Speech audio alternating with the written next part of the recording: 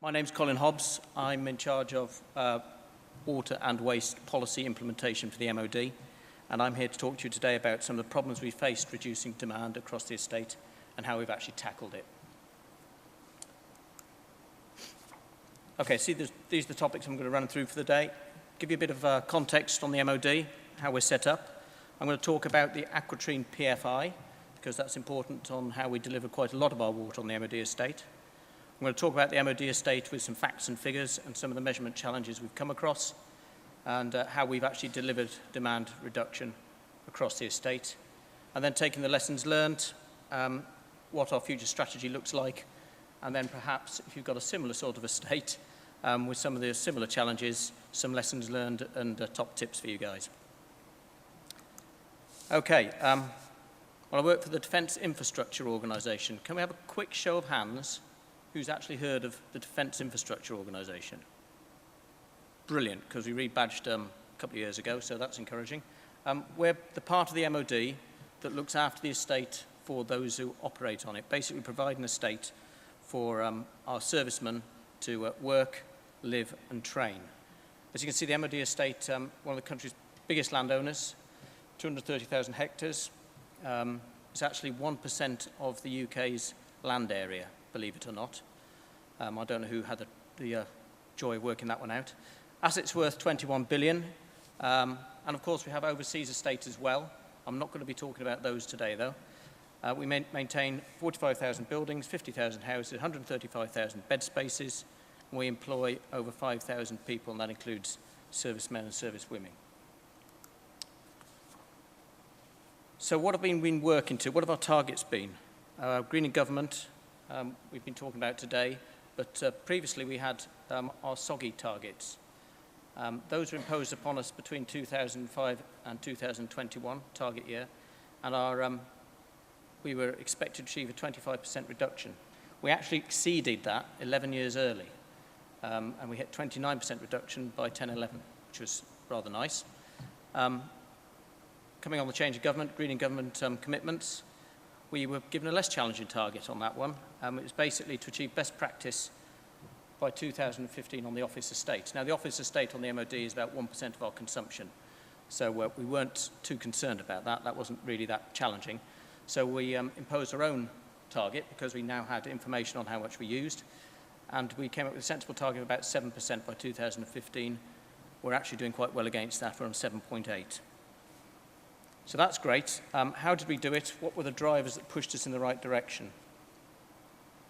Well, in 1998, there was a strategic defence review, and Jeff Hoon stated that at that time he wanted to remove Crown immunity, from the MOD estate and expose Crown estate to the full force of environmental legislation, not just current, but anything that came up in the future as well.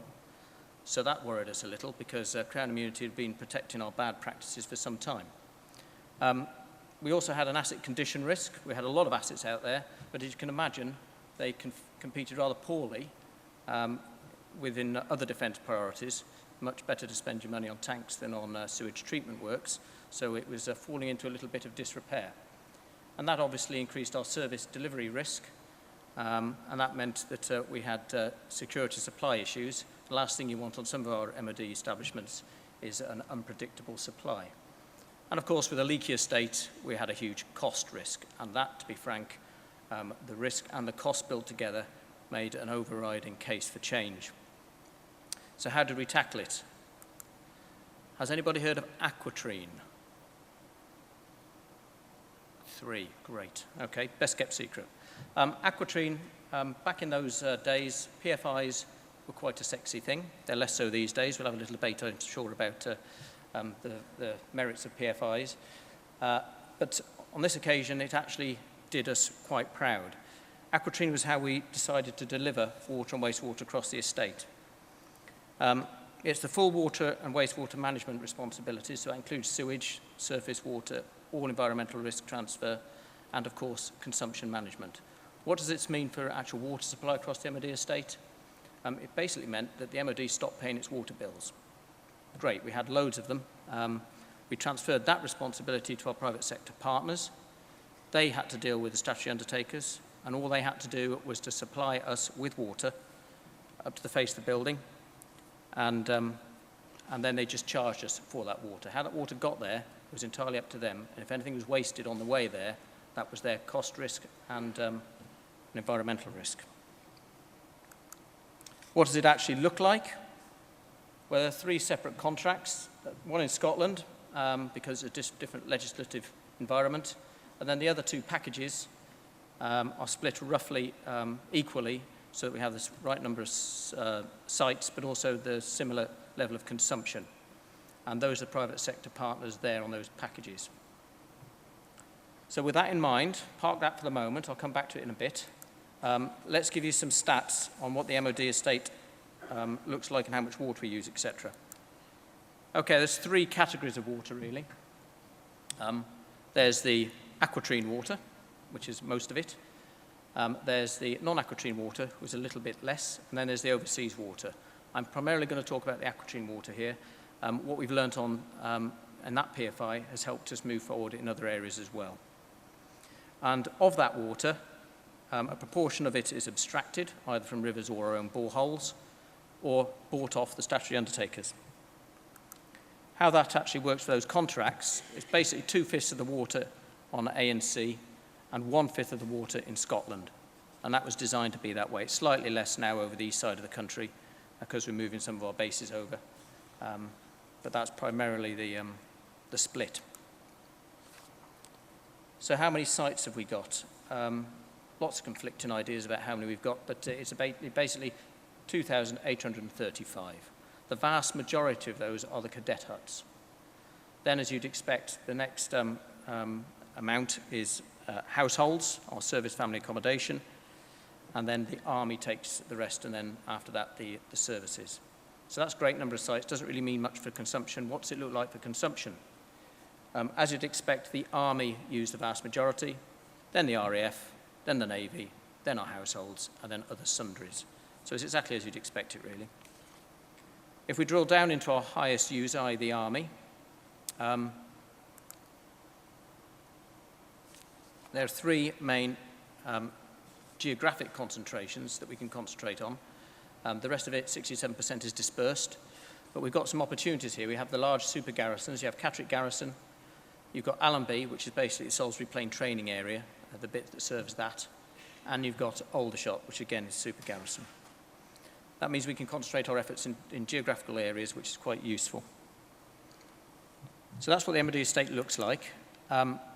What was the measurement challenge? Basically, and I think this has been alluded to in quite a few other presentations today, if you can't measure it, you can't claim it. You have no idea what you've got, you don't know what you're paying for, and you don't know how you're doing on your targets. So our service providers had an obligation placed upon them to deliver measurement arrangements, which they would own and be responsible for, that delivered required accuracy. Now, the required accuracy was much more than we'd ever had before. It was to apply to each and every site every financial quarter, and we would get bills to reflect that. The measurement arrangements had to be proved to meet that required accuracy, and we would assure it. So and what we were charged for was the consumption. So the water in at the gate minus the leaks equals what the MOD uses. Statutory undertaker delivers the water to the gate, or our service providers can get it themselves from boreholes. We don't really mind. They take off any leaks through the distribution network, and they have to measure that. That's their risk, and they give us the water out the other end. Now, this only works if both parties are absolutely clear and understand how those measurement arrangements are made up, and that it's robust and they trust it. So we're all working off the same figures, and there's no monkey business going on. So what the MOD's responsibility here is to assure it, and we have quite a heavy and forensic assurance process. And what we found in the early days is, because we did that assurance, some of the water that was being reported as consumption and we were therefore paying for wasn't. It was actually leakage. And through a heavy assurance program, we managed to push that liability back onto our service providers. And as soon as it becomes leakage, they're incentivized to put their thumb on it and reduce it and do the investment on the network and prevent that leakage, because it's their cost and their risk. We ain't going to help them out because that isn't consumption. So that was very, very helpful in driving the right behaviours. So with that in mind, what's an MOD estate look like? Confusing, I think, is the answer. You'll see there, that's representative of some of the challenges we have. I would imagine on large estates this isn't unusual, but the MOD, it's quite a problem. We have historic estate with quite a lot of historic sites to it, historic networks, lots of different zone meters, lots of different statutory undertaken meters coming in. You can see the red blobs, the big ones, are a couple of 3 meters coming in. Down the left-hand side, you'll see houses outside of the establishment that also have their own housing meters. There's lots of different zones inside with zonal meters. You've got to know which particular bits and bobs belong to which particular buildings in order to understand your estate. And if you don't understand the estate, you don't know where your leaks are, you don't know where your consumption are. So that's very, very important. And of course, some of this function is just not metered at all. So we have to come up with some standard, using samples, appropriate samples, some standard allowances for unmeasured, or as we call non-base dependent satellite service family accommodations. Okay? And that's all about understanding the difference between consumption and leakage. So what does the MOD use on a day-to-day basis on a typical site? Down the bottom is time, 24 hours. Up the top, up the left-hand side is consumption. So you see a couple of peaks, tea time and breakfast, and a bit of a dearth in the wee small hours. But we have minimum night flow going on all of the time. So even when everything is switched off, everybody's in bed, there's still a background usage, and that will be free running urinals, which is usage.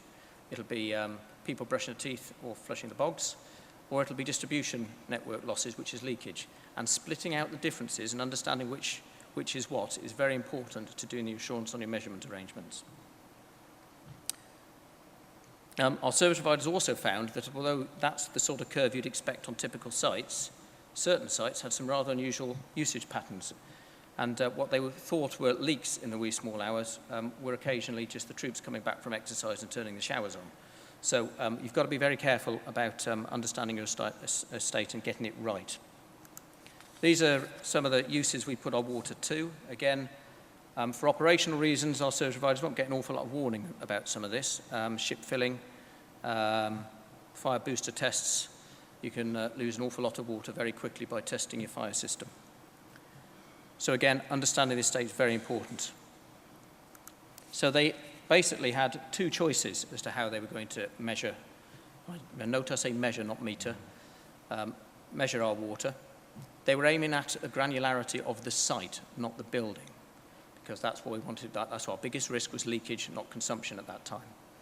So option 1, meter everything. Well, that's going to be exceptionally complicated to administer, time-consuming to put in, and extremely expensive. And of course, you're not going to capture all the consumption. You're going to forget a couple of buildings to meter, so you're not going to capture it all anyway. So for our purposes, or their purposes, it wasn't practical. So we moved on to option 2, which was measure using appropriate techniques. And that's meter where appropriate, certainly coming into the site, certainly some zonal meters, certainly some meters on high-consuming buildings that you know about. But otherwise survey and make sure you understand the site and how it's being used. And then, as I said earlier, identify some standard allowances from appropriate sample data. So how did we actually hit the target? This represents both what we've achieved and our forecast going forward. Million meter cubes up the left-hand side and time along the bottom. I don't know whether you can actually see the figures there. The green at the top is gross water volume. So that's what our targets are all about. That's what the MOD uses or used to report on. It is made up of leakage, which is a risk we transfer to our private sector partners, and consumption in blue, leakage is in red. You can see 2 huge dips. The first one on leakage fell off a cliff as soon as that risk was transferred to our service providers. They were bearing the cost of that, and they had the industry expertise to find out where the leaks were and to fix them and to hold it there, and they did it. And you will see on the blue, there's a further reduction there on consumption. Again, the biggest risk was leakage. Consumption, smaller risk.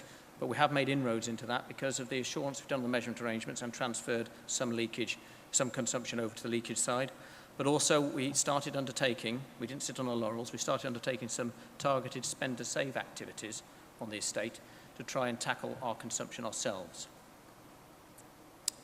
That spend to save activity was concentrated on some of our high consuming site groups. We would identify which ones we're using rather more than we suspected. We go in and then do quite a lot of survey work on it to the building level, using the data from our service providers, but then identifying high night use, surveying it, and adding meters where appropriate to prove it so that it would actually be reflected in our quarterly bills. What actions did we take that reaped the most benefit? You'll be glad to know that most of the leakage risk you've got, or wastage inside building risk that you've got, is free running urinals. About 60% of the opportunities were leaky bogs. Retrofitting showers, that also helped, but we came up against a slight risk on Legionella. If you put shower heads that reduce flow, then there's a risk of Legionella apparently, so you have to be careful on that. Grey water recycling, that helped. Rainwater harvesting, yeah, much longer payback. It's worth doing if on new builds, but we found that retrofitting it didn't really attack our biggest opportunities. We also found that behaviours-wise, obviously the other side of the coin, was about 30% of the opportunities could be affected by behaviour changes. But as I say, the biggest opportunities were on technical intervention, and that was about 70%. We used the savings on some of our spend-to-save activities to fund further spend-to-save activities. So we primed the pumps, and some of these activities became self-financing with very quick paybacks. Here's some examples of what those paybacks were. In 2009-10, we spent 80,000 across 5 sites, and we had £400,000 savings in the first year. That worked out at an average payback of 2 months. Thought that was rather good news, so we tried it again. Between 10 and 11, again, looked at some of the high-consuming sites, spent 166,000, again over 5 sites, different ones, and saved £500,000. Average payback, 4 months. So we were nibbling off the low-hanging fruit and using it to self-finance. You got longer and longer paybacks, but we'd proved the concept. So that's all well and good. Old news now. What's our future strategy? We've reduced leakage because we placed the risk on those best able to manage it. We've assured our measurement arrangements, so made sure that we were only paying for what we were using. And we've undertaken some targeted spend-to-save activities just to prove the concept of what we could do. So future, how do we embed that going forward? We are adopting a 3-phase approach. We've done phase 1, so targeted spend-to-save to prove the concept. We've done that. We have longer term in defence estates got our facilities management contracts are being renegotiated and relet at the moment. So in 2-3 years' time, we will have new facilities management contracts, framework agreements across the entire estate. We're calling these the next generation estate contracts, NGEC, hence the acronym at the bottom there. And from lessons learned, we're embedding some of the best practice that we've picked up and some of the obligations that we think would be appropriate onto those contracts. So they will continue to do the spend-to-save identification. They will continue to understand our service providers, aquamarine service providers, drivers, and they will recommend to the MOD spend-to-save activities, which we will then fund where we think appropriate. We don't want them spending money on sites we might be closing, but we do want to spend it as soon as possible on appropriate sites so we can bed in those savings. You'll see the minimum we will achieve if we get down to this defined code of practice will be the savings at A. So that's the minimum we'll achieve. If we actually bed it into the future contracts, then we will get the savings at B. So we can't sit on the laurels waiting for these contracts, so we're going to let a 3-year technical contract with industry partners to go out and survey the sites in a much more robust way than we've been able to do. While we have some expertise, we don't have the manpower or the intellectual clout to actually do this on a forensic way across all the sites. So we're going to do that, and then we'll have recommendations per site. That will include behaviours, and we will attack those. Those we haven't managed by the time the next generation contracts arrive, we'll pass over and we'll monitor those as well. And the indications are that we will save quite a reasonable amount of money. Okay, so some top tips, lessons learned. Obviously, if you've got an estate the same size as the MOD, you probably haven't, but you can take some of the things we've learned forward on your estate. And be clear about the purpose of any action you take. Are you trying to save money quickly? Or are you trying to hit sustainability targets? It is better, in my view, to spend your money fixing your urinals than on grey water harvesting, because you get a much quicker payback. Prime your pumps, go and spend it on other stuff. But obviously, it depends on the payback and the asset condition of your estate. Place the risk on those most able to manage them. I think on quite a few presentations, certainly from the chap from the BBC this morning, was pointing out that all these sexy targets are great, but money talks. So if you place those risks on those best able to manage them, then you will get a much better cost savings, which will, in most cases, hit your government targets as well, or stand a better chance of doing so. And then you have to assure the figures forensically and with some effort. And then once you've got those figures, if you target and prioritise your spend to save activities. Okay, that's me. Thank you very much. I suspect there are probably questions available.